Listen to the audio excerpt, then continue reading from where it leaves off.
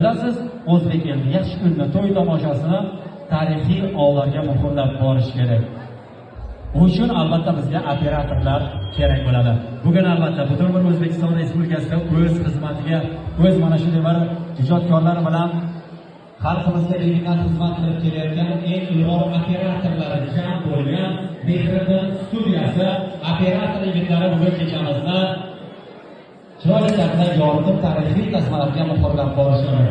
Qolaversa sizlarga bir chiroyli kuy qo'shiqlarni, tortar navolarni kuylash uchun butun bir O'zbekistonimizda, qolaversa Buxoromizda, Qorako'limizda o'z muxlislariga, o'z san'at yo'liga ega bo'lgan xushovoz xonandamiz, jonli ovoz sohibi.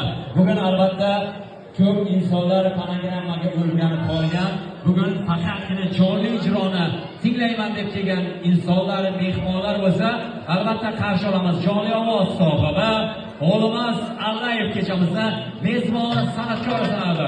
Guldiroz qarsaklar bilan qarshi olamiz, siz uchun kuylaydi, ijro etadi. O'g'limiz Allayev, marhamat.